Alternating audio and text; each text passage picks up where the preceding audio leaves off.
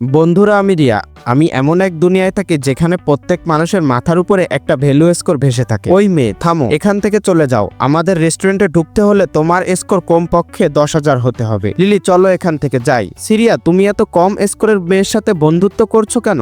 Syria, তুমি ওর থেকে দূরে চলে যাও, নইলে তোমার স্কোরও কমে যেতে পারে। তোমরা আমাকে জ্ঞান দিও না, এখান থেকে চলে যাও। তারপর একদিন আমি আর লিলি সিদ্ধান্ত নিলাম, সবার অবহেলা থেকে বাঁচতে আমরা এবার রাতভর পরিশ্রম করে লিলির স্কোর বাড়াবো।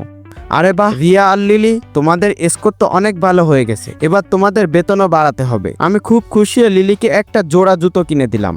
আরে বাহ রিয়া, দারুণ লাগছে। আরে তোমার স্কোর তো এখন 2 লাখ। তুমি কি আমার স্কোর বাড়ানোর জন্য জুতো কিনেছিলে? আমি আর তোমার ঘনিষ্ঠ বন্ধু থাকতে চাই না। ও না লিলি, কি হলো? এরপর একদিন, এই কি হচ্ছে? এত টাকার পাহাড়, চলো আবার চেষ্টা করি। কিন্তু বন্ধু, আমি বুঝতে পারলাম না লিলির উপর কোনো এক জাদু করা হয়েছে। ঠিক তখনই লিলি এসে হাজির। আমি লিলিকে এদের সঙ্গে যেতে দেব না, যাতে কেউ ওকে ছিনিয়ে না নিতে পারে। তাই আমি আবার পরিশ্রম শুরু করলাম। শেষে একদিন, ধন্যবাদ রিয়া, আমি জানতাম তুমি আমাকে বাঁচাতে এসেছো। আজ থেকে আমরা আর কখনো আলাদা হব না। আমি ভাবতাম আমি আর লিলি চিরকাল একসাথে থাকবো, কিন্তু তখনই আমার স্কোর 0 হয়ে গেল আর তারা আমাকে নিয়ে চলে গেল। তারপর কি হলো তা দেখতে চাইলে ভিডিওটিতে একটি লাইক দিয়ে কমেন্টে পার্ট 2 লিখে যান।